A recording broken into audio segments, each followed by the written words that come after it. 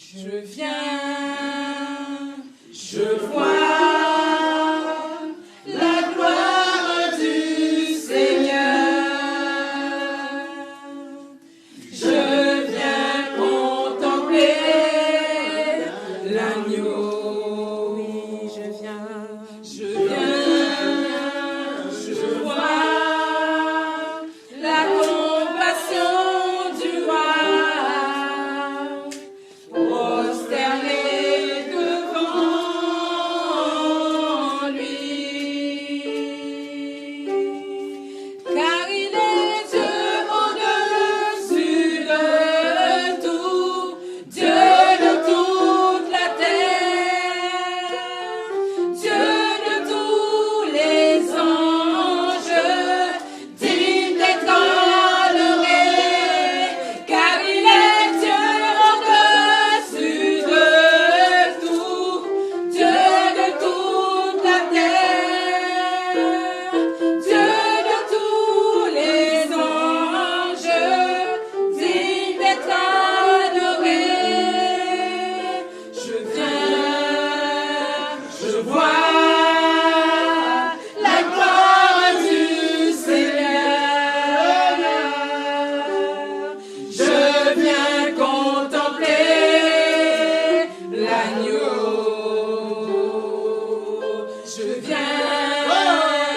Je vois la compassion du roi.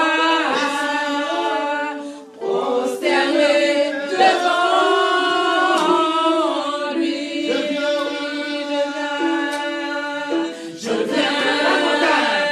Je vois la gloire du Seigneur. Je viens contempler l'agneau.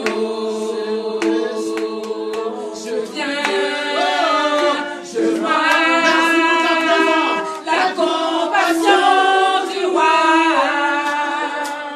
Prosterné devant lui. Oh oui, je vois la gloire du Seigneur.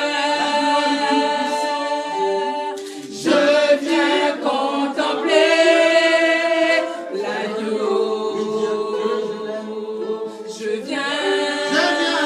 Je vois la compassion du roi.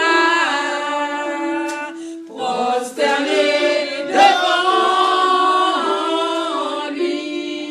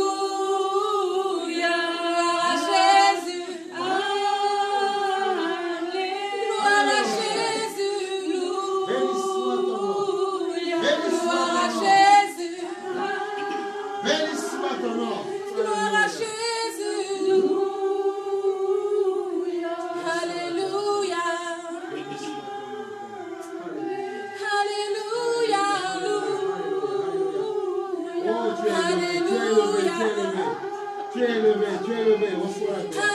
Reçois la gloire. Prends la place, reçois la gloire. Remplis l'espace. Remplis. Alléluia. Béni soit ton nom.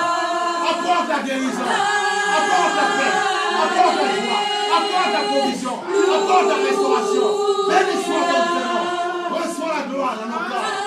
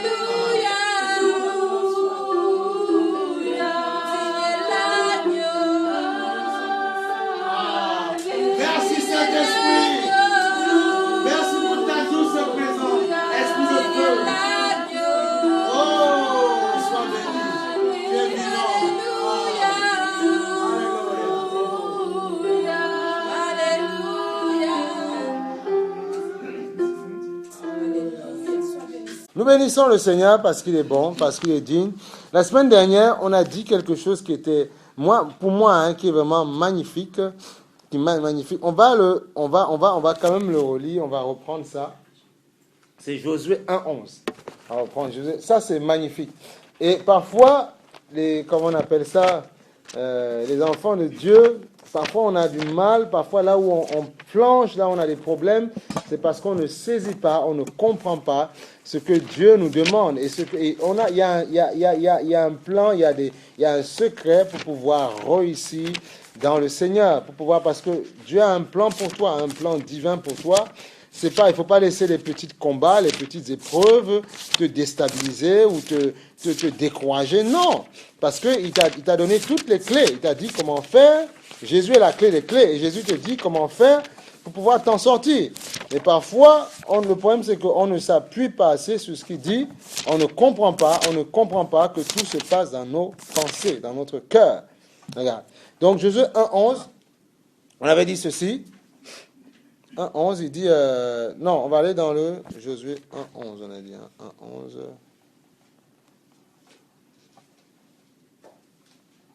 1:11. Non, 1:8, autant pour moi. Josué 1:8. Josué 1:8. Et je vais vous le lire dans Parole vivante, vous allez voir que ça parle. Josué 1:8. C'est bon, tout le monde là? C'est parfait. Le Seigneur, il dit ceci, et c'est magnifique. Il dit que ce livre de la loi...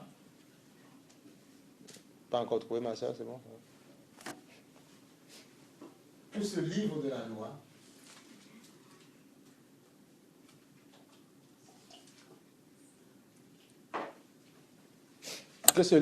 loi ne s'éloigne point de ta bouche. Il n'a pas dit de son cœur, de sa bouche. Et la bouche, c'est fait pour parler. Et tu vas comprendre plus tard. Et c'est bien les différentes versions parce que ça explique mieux. Que ce livre de la loi ne s'éloigne pas de toi, tu vois, ne s'éloigne pas de toi. Médite-le jour et nuit pour agir avec fidélité conformément à tout ce qui est écrit. Et on sait que la méditation, c'est dans le cœur. On médite dans le cœur. Voilà. Quand on médite, on fait la réflexion sur la parole du Seigneur. Voilà. Donc tu vois, car c'est alors que tu auras du succès dans tes entreprises. C'est alors que tu réussiras. Et plus bas, il dit, ne t'ai-je pas ordonné, fortifie-toi, prends courage, ne sois pas effrayé, ni épouvanté, car l'Éternel, ton Dieu, est avec toi, où que tu ailles. Voilà. Regarde, et dans Parole vivante, on a dit qu'il disait, dans la version Parole vivante, répète sans cesse les enseignements du livre de la loi. On répète avec la bouche, c'est-à-dire on déclare, on parle, on déclare, on dit, je suis un fils de Dieu, je ne suis pas n'importe quoi. Tu parles, parce que souvent, Satan, son problème, c'est que il veut t'empêcher de rentrer dans les promesses de Dieu. Tu es né de nouveau parce que tu as accepté Jésus-Christ comme Seigneur et Sauveur, tu as pris baptême, tout ça, voilà, pas de souci. Mais Satan, il va te rappeler ton ancienne vie. Et c'est comme ça qu'il a... En fait, Satan réussit dans notre vie par rapport à notre naïveté, simplement. J'ai un père, j'ai une mère, d'accord, je viens de quelque part, mais je suis né de nouveau, ni de la chair, ni du sang, mais de l'esprit. Donc, quelle est la nature qui fait fuir Satan? C'est ta nature spirituelle, pas la nature charnelle. Nature charnelle, il a tout le temps triomphé sur elle. Moi, je savais ce que je faisais avant de recevoir le Seigneur. Mais en Christ aujourd'hui, ma nature spirituelle, elle parle autrement. Elle déclare, elle dit à Satan, parce qu'il est esprit aussi. Elle dit c'est esprit contre esprit. On a dit avec mon épouse, dans le royaume c'est parole contre parole. Le diable dit, tu dis. Juste comme le Seigneur dans la montagne. Il a dit saute, non, il est écrit tu ne feras pas, non. Et après il dit éloigne-toi de moi. Voilà. Parce qu'il a parlé et Satan a vu qu'il ne pouvait pas, il ripostait à chaque fois le Seigneur. Il a vu qu'il ne pouvait pas intégrer des choses dans le cœur du Seigneur. Donc il a fui. Nous, le diable va venir nous mettre des pensées. On va dire oui, c'est vrai ce que tu dis, c'est vrai. Et tu te laisses séduire, alors qu'il faut riposter. Tu sais que ce n'est pas bon, il faut riposter. On ne riposte pas parce qu'on n'a pas compris quand le Seigneur dit, il dit, répète sans cesse, déclare, quand les pensées négatives arrivent, quand le stress arrive, quand le découragement arrive, répète la parole de Dieu. Déclare ton identité en Christ. Tu dois savoir qui tu es en Christ. Ton identité, tu n'es pas n'importe qui. Tu es un enfant de Dieu. Donc tu vois, il dit, répète sans cesse les enseignements du livre de la loi. redis-les dans ton cœur, médite-les. C'est ça que ça veut dire, méditer. Redis-les dans ton cœur. Quand tu dis que tu es un vaurien, quand tu dis que tu es un poltron, un peureux, quand tu dis que tu n'y arriveras à rien, quand tu dis que tu ne vaux rien, tu vois les autres sont plus avancés que toi, laisse tomber ton histoire de Jésus, ça n'avance pas, tu ne vois pas, il n'y a rien dans ta vie. Toi, médite, déclare, parle, médite dans ton cœur que tu n'es pas n'importe qui. Ça dans ton cœur qui tu es et confesse de ta bouche. La Bible dit que celui qui croit dans son cœur et confesse de sa bouche que Jésus-Christ est Seigneur, il sera sauvé. Oh, ça veut dire que les deux doivent être attachés. Le cœur et la bouche. Il dit, mais non, mais Dieu c'est dans mon cœur. Non, c'est dans ton cœur, mais il faut déclarer, il faut parler. Parce que, écoute, le diable parle. Vous savez, les gens ne le savent pas. Il y a des réunions, parfois sataniques, le diable fait ses réunions avec ses démons dans l'invisible. Il déclare des choses sur nos vies. Qu'est-ce que vous croyez? Il y a des agents spéciaux des ténèbres qui sont dépêchés dans vos vies. Il y a des réunions qui sont faites pour déstabiliser vos choses. Vous dites demain, dans 1 an, dans 6 mois, on fera ça. Mais il y a des démons qui ne veulent pas que ça avance pour vous. Donc il faut savoir annuler tous les décrets qui sont votés dans la bêtise. Là. Vous annulez ça. De toute façon, est sous la puissance du diable. Voilà. Mais le Fils apparut afin de détruire les œuvres du diable. Voilà. C'est les réalités. Il faut comprendre ça pour bien naviguer. Pour être équilibré, pas être un fou spirituel qui dit, qui envoie tout le monde à la dé. Non. Il faut être équilibré dans le Seigneur. Voilà. Voilà. Tu vois, il dit, tu vois, regarde. Et plus bas, on a dit, redis-les dans ton cœur, médite-les. Et dans la version Louis II, on te dit, si on revient à ce qu'on disait là, il te dit, c'est alors que tu auras du succès dans tes entreprises, c'est alors que tu réussiras. Et dans la version Parole vivante, il te dit, ainsi tu t'efforceras à obéir parce que tu médites, parce que tu déclares. Tu ne peux pas, si tu ne médites pas la parole de Dieu, si tu ne t'entretiens pas, tu ne peux pas t'efforcer à obéir. Pour obéir à la parole de Dieu, il faut méditer, il faut comprendre ce que Dieu dit, il faut demander à l'Esprit. Sinon, tu ne vas pas obéir. Tu vas dire, Seigneur, je crois en toi, mais tu vas pécher tout le temps. Alors que Dieu ne veut pas que tu pêches. Il dit, la semence qui est en toi, la semence de Dieu qui est en toi, elle triomphe sur le monde. Elle est plus forte pour triompher sur le monde. Donc, tu n'es pas obligé de pécher. Tu n'es pas obligé. Pourquoi? Parce que tu entretiens ton âme. Tu restaures ton âme en permanence. Il faut entretenir son âme, c'est important. Si tu n'entretiens pas l'âme, tu flanches. Obligé. Même si tu es vivant, mais tu es par terre. Et après, tu as besoin de te repentir pour te relever. C'est pour ça que c'est important de méditer. La Bible dit quoi? Osée 4:6. Il dit quoi? Juste pour info, mon peuple périt par manque de connaissance. Tu péris parce que tu manques de connaissance.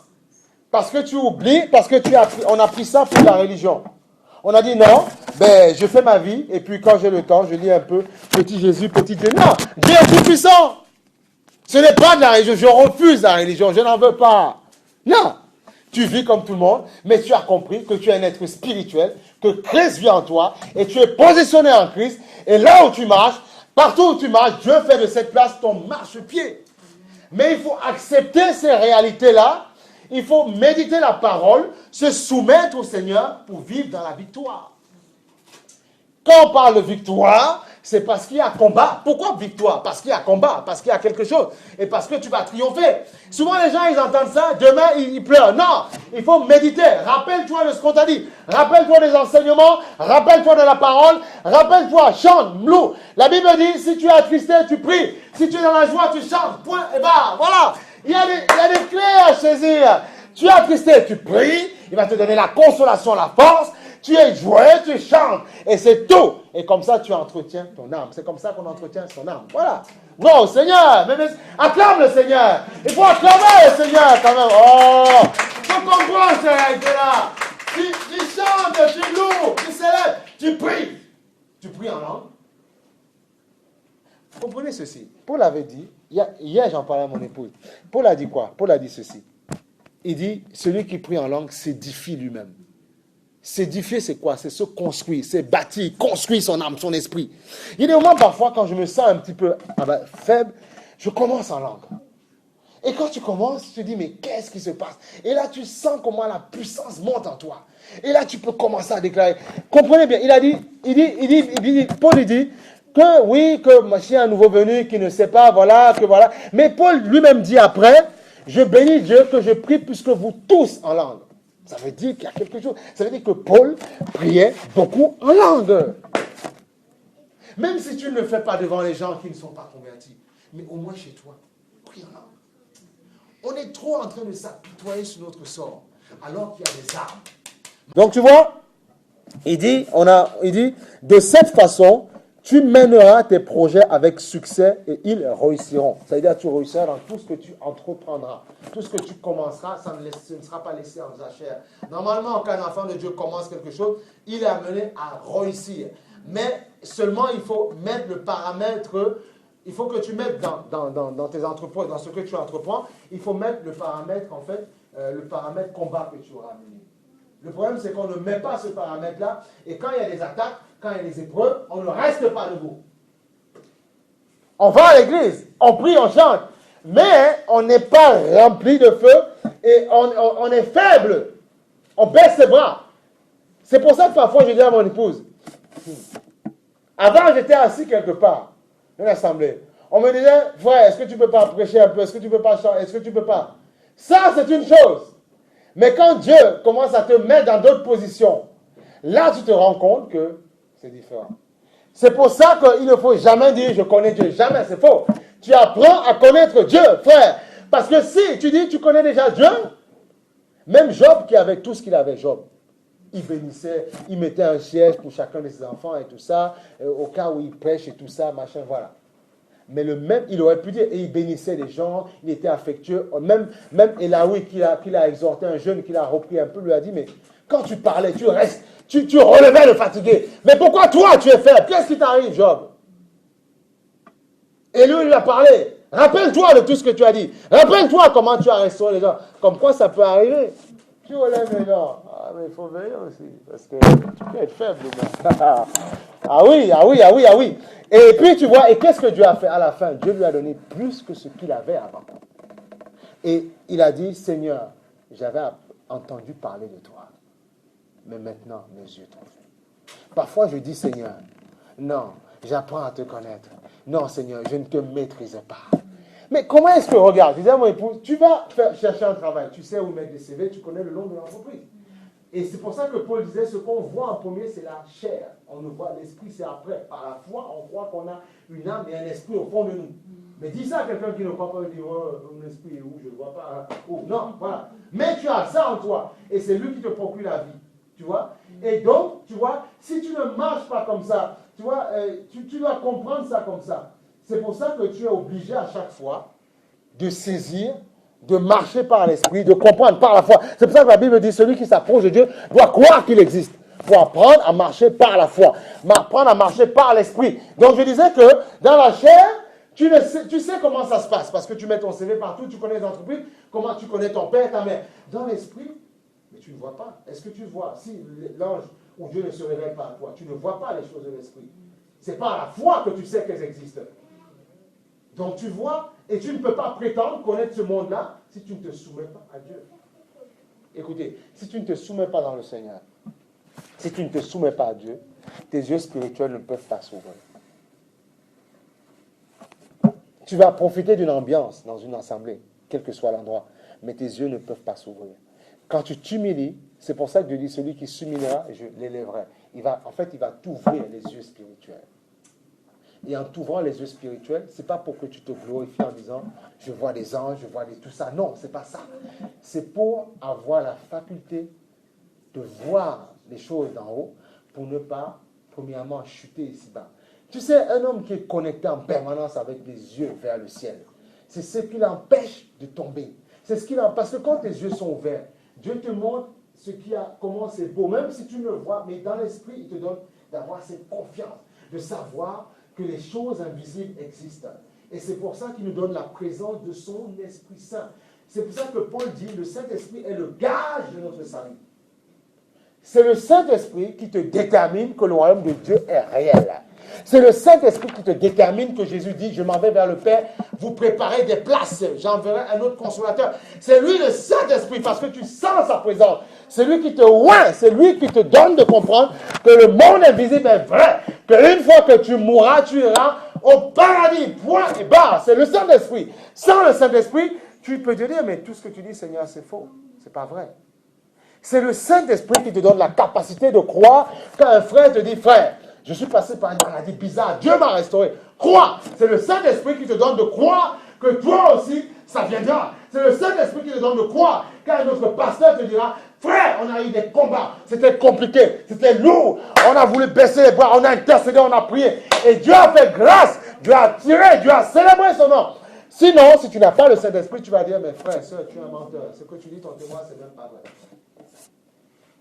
C'est le Saint-Esprit qui te donne de croire que celui qui est passé dans les épreuves avant toi te dit la vérité.